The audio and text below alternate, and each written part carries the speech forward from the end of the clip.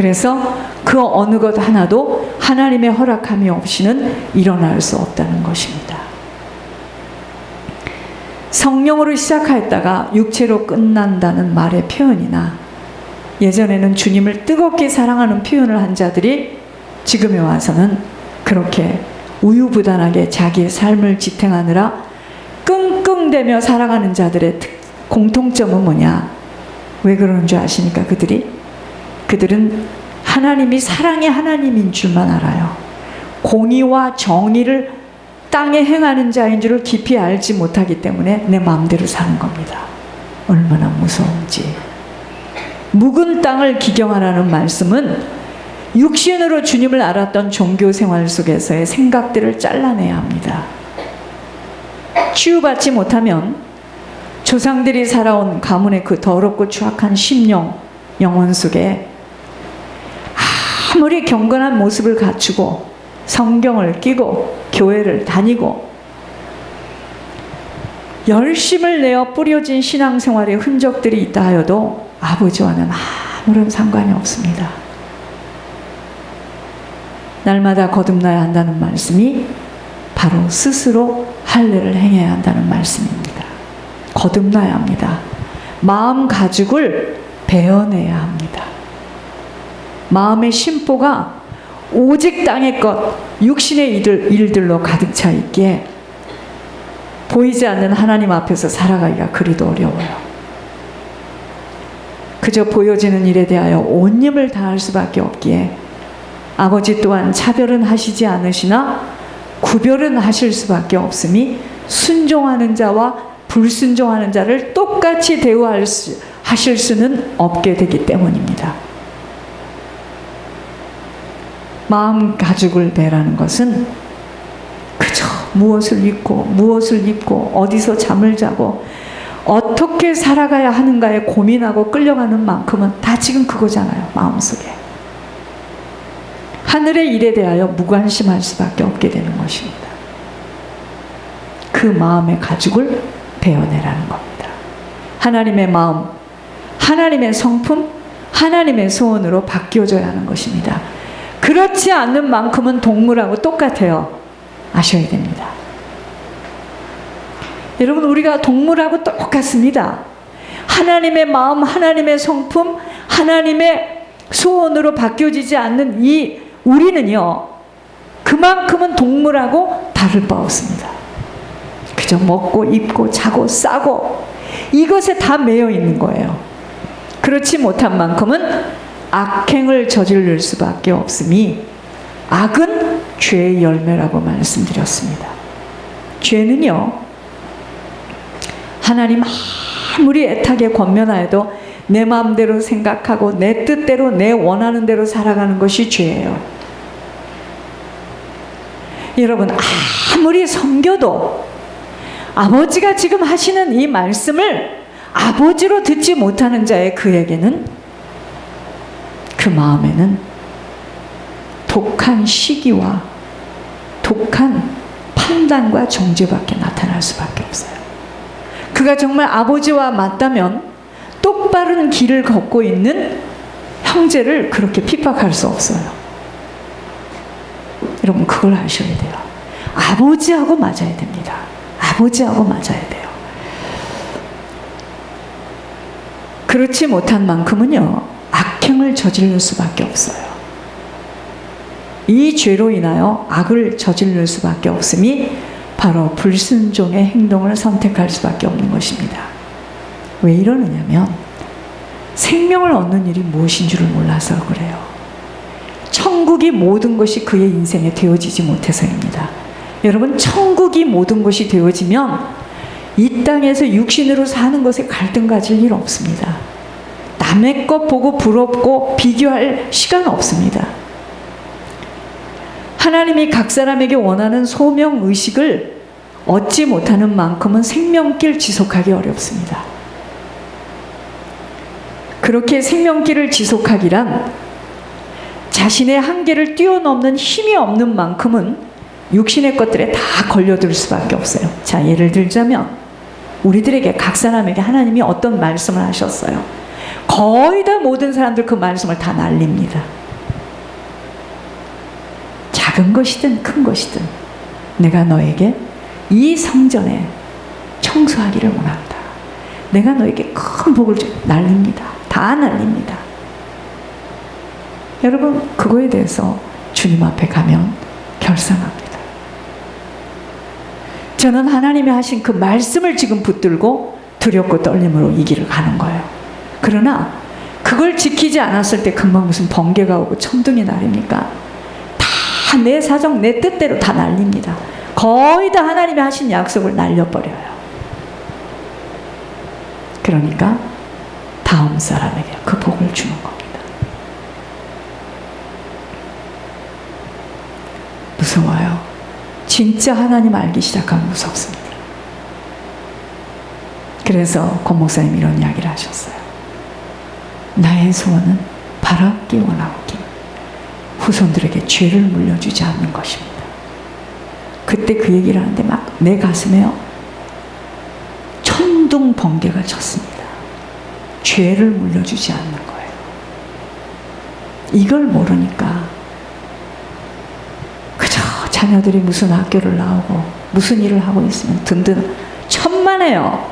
어머니, 아버지, 조상이 가지고 있는 영적 문제가 지금 다 내려와 있습니다.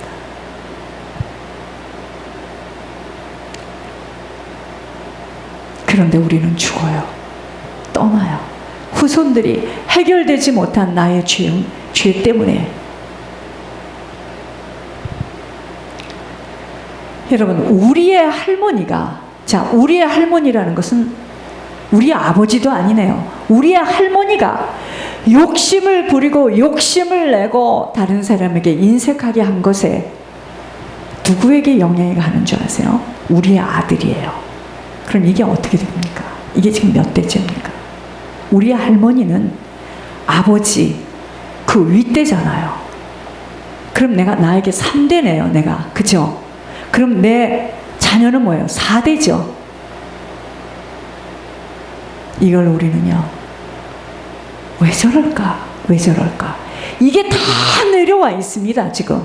그런데 무슨 지금 육신으로 껍데기로 무엇을 잘 훈련시켜서 좋은 학교를 보내서 비싼 국민학, 여러분 지금 그걸로 되어지는 게 아니고 속에 있는 영혼의 지금 문제, 영적인 유산들을 다 지금 데려받았습니다.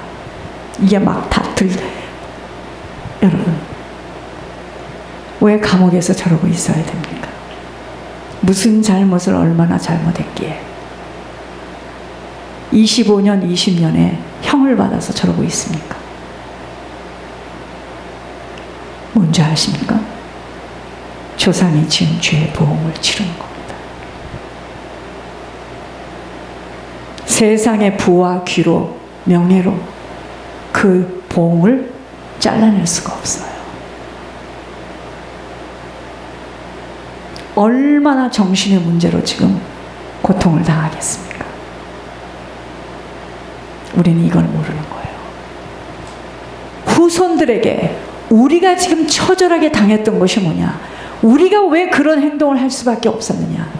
조상으로부터 물려받은 성품을 따라, 성격을 따라 들어와 있는, 혈과 피를 따라서 들어와 있는 영적인 유산 때문이었어요.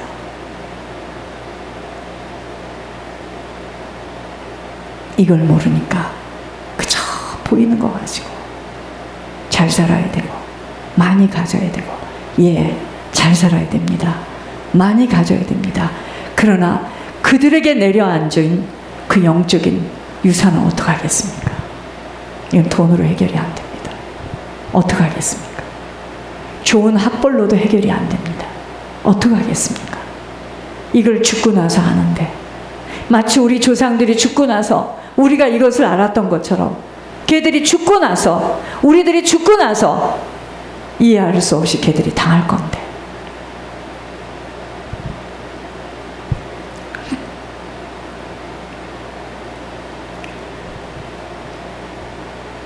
자신의 한계를 뛰어넘는 힘이 없는 것만큼은 육신의 것들에 다 걸려들어, 다 넘어갑니다. 육신을 가진 시간에는 모두가 자신의 한계 속에서 육신이 원하는 대로 끌려 살 수밖에 없게 되기에 그 한계를 뛰어넘는 힘이 바로 영력입니다. 영력. 성령의 충만함을 받아야 함이 바로 자신의 한계를 뛰어넘어야 하기 때문이에요. 여러분 성령 충만 받는 것이 발짝발짝 뛰는 게 아니고요. 나라는 것이 점점 없어지는 겁니다. 하나님의 영으로 붙들리게 되니까 혈기를 부리던 내가 혈기를 못 부리는 거예요. 힘이 쫙 빠져서. 낙심하고 좌절하던 내가 아니지. 이게 지금 하나님이 사시는 인생이지. 이게 성령 충만함이지 펄쩍펄쩍 소리 지르고 뛰는 게 아닙니다. 소리를 지르고 뛸 때가 있는데 그게 다가 아니라는 거예요.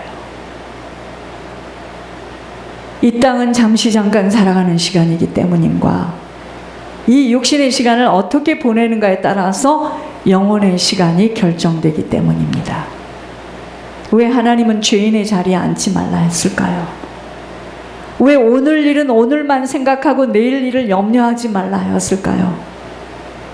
여러분, 우리들이요 죄인의 자리에 앉는 만큼은 악인의 꾀대로 살 수밖에 없어요.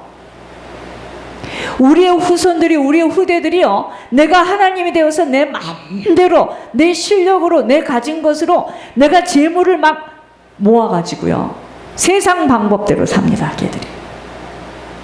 걔들이 악인의 꾀를 쫓는 거예요. 그러면 어떻게 되는 줄 아세요?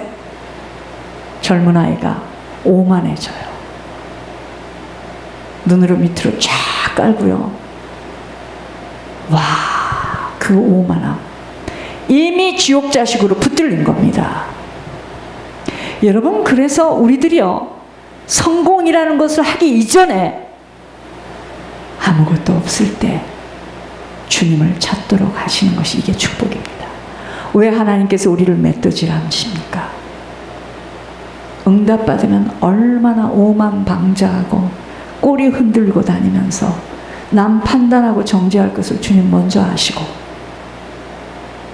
여러분, 오해하지 마시기 바랍니다. 예물이요 아버지 거예요. 아버지 것들을 가지고 앉아서 내놓으라 할 때 못 내놓는 겁니다. 자, 원종수 권사님의 간증을 들은 자들도 있을 것이고, 성경에 보면 양과 염소를 구별하는데 양은 오른쪽에, 염소는 왼쪽에. 내가 헐벗었을 때, 내가 배고플 때, 내가 목마를 때, 언제 주님이 배고팠고, 언제 주님이 목말랐고, 언제 주님이 옷이 없어, 거할 곳이 없어, 언제 그러셨냐고요. 작은 자에게 한 것이 곧 나에게 한 것이다. 축복받을 자는요 따로 있음을 외세봅니다. 주님이 내놓으라 할 때 못 내놓죠. 나 다 쓰고 내 앞가림 다 하고 내 것 철저하게 막고 있으면 내놓고 없으면 모르고. 그리고 무슨 축복을 받습니까? 무슨 축복을 받습니까? 못 받습니다. 그럭저럭 그냥 꺼역꺼역 살다 가는 거죠. 그것이 축복입니다. 내놓으라 할 때 주님이 거의 다 못 내놓습니다. 그것이 예물의 비밀입니다. 우리 그 가난하고 없고 우리 그 초라한 것에서 내놓으라는 게 아닙니다. 아버지 거예요. 아버지 거. 모든 것은 아버지 것인데 아버지가 지금 주시려고 묻는 거예요. 누구냐 이거예요.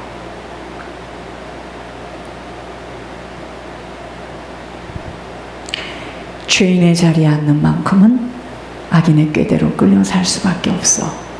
내 의로 한 것들에 대하여 내 쌓아진 것들을 자랑할 수밖에 없어. 그러니까 젊은 아이인데 막 목에 힘을 꽉 주고요 교만이 하늘을 찌르는데 이래요. 아이고, 얘는 큰일 났구나. 자기 가문에서 도적의 영이 망태를 들고 쓸었는데 그거 반드시 후손에게 내려갑니다. 여러분, 이러한 말씀이 강단에서 나가는 게 실제입니다. 우리가 지금까지 말씀 몰라서 그렇게 살았나요? 그것이 힘이 되어 우쭐될 수밖에 없게 되기 때문입니다. 그런데 보세요. 어려서 공주같이 살며 왕궁에서 살다가 무엇이 선인지 악인 줄을 모르고 조상의 10주의 죄의 보응으로 저 안으로 들어가 있는 그분을 보면서 우리가 봐야 합니다. 죄의 보응이에요.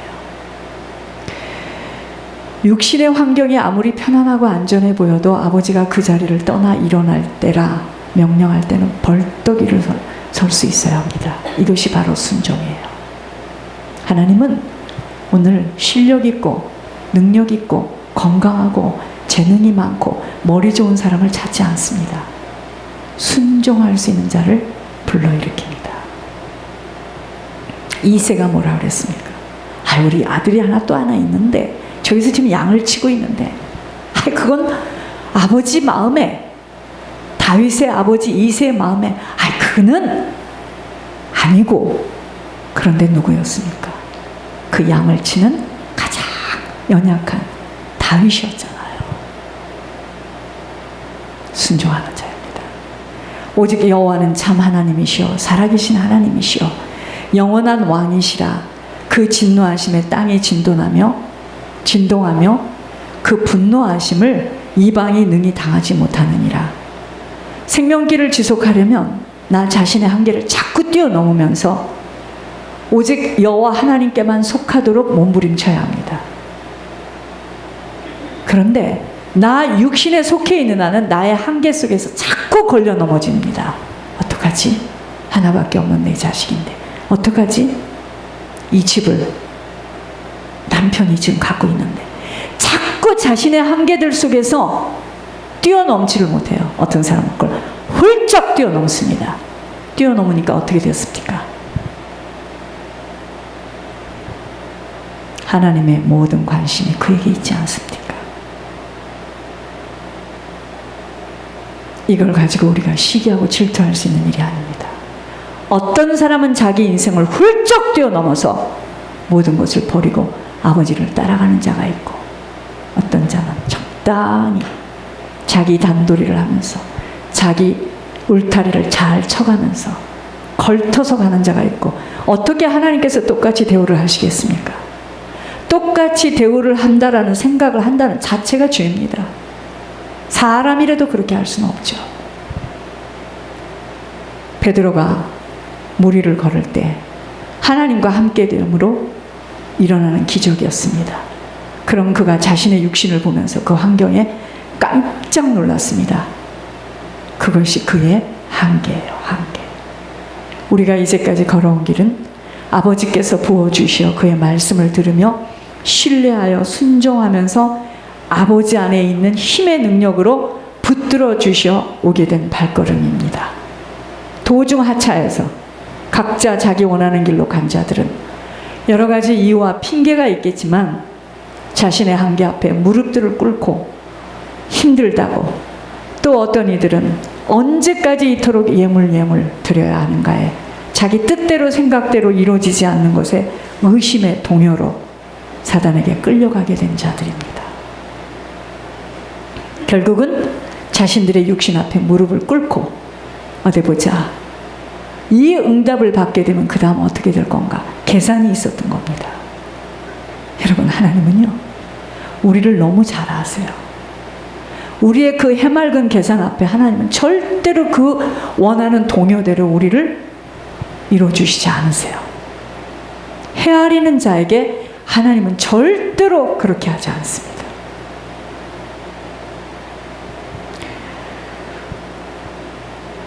그 한계를 뛰어넘지들 못하여 사단의 손에 붙들려 끌고 가버리고 만 것입니다. 육신은 편안하고 환경은 나아졌을지 모르나 영혼은 느낄 수 없을 만큼 감각도 상실되어 자신을 달래면서 또는 안위하면서 자꾸 당연한 제목들을 들이대면서 살아가게 되도록 사단은 지금 시간을 끌 것입니다. 시간이에요, 시간. 어떤 것들을 선택하든 우리들의 인생은 반드시 내가 선택하여 뿌린 것들에 대하여서는 반드시 열매를 맺도록 되어 있으니 하늘의 법칙 중 공의의 하나님임을 알게 되어지기 시작할 때부터 죄를 무서워하고 멀리하게 되어 있다는 것입니다. 그래서 사람에게 창피를 당하더라도 사단에게 내어주는 별미를 주는 일은 하지 말아야 됩니다. 이것은 굉장히 큰 일이에요. 여러분, 사단에게 비속거리가 되어지면요, 거기서 끝나지 않습니다. 근데 사람들은 그거보다 어떻게 생각하느냐? 사단은 안 보이니까 사람에게 부끄러운 것을 막으려고 가립니다. 큰일 납니다. 예를 들어 욕설을 퍼붓고 정죄하고 잘못된 판단으로 살아온 자국들, 이후에 모두 다 갚아가야 하는 일입니다. 여러분, 그러니까 혈기 한번 부리잖아요. 쌓아놓은 웅덩이에다 물 다 쏟아 엎는 겁니다. 다시 시작해야 되는 거예요. 조상의 열조가 남의 것을 갈취해서 인색하게 산 것에 대하여 반드시 후손들이 물질이 흘러갑니다. 줄줄 흘러갑니다. 아닌 성격까지도 과격하게 살 수밖에 없는 이 영적 대물림, 영적 유산에 대하여서 영적 문제가 얼마나 심각하다는 것을 알지 못하니 우선 지금 내 형편만 막아보려고 육신이 편안한 쪽으로 길을 따라 살 수밖에 없으니 훗날에 기막힌 보응들을 치러야 합니다. 이걸 모르는 자들을 바라보며 가슴이 메어지는 것이지만 저는 각자의 선택에 따른 복일 뿐이라고 생각했습니다. 부모의 억압과 과잉보호가 얼마나 무섭고 숨막힘으로, 여러분, 부모의 억압과 과잉보호를 받은 자들은 인생이 멈춥니다. 안 사라져요. 안 사라집니다. 멈춰버리는 것만을 모르고 어떻게 하든 과잉보호 속으로 자녀들을 키우고 있는 것을 바라볼 때 지금 감옥에 있는 자가 왜 저런 인생을 마무리해야 하는지를 보여주시는데도 모르고 있어요. 여러분, 어려서부터 갓난아이 때부터 충족을 받았던 아이들과 충족을 받지 못한 아이들과의 차이점이 있습니다.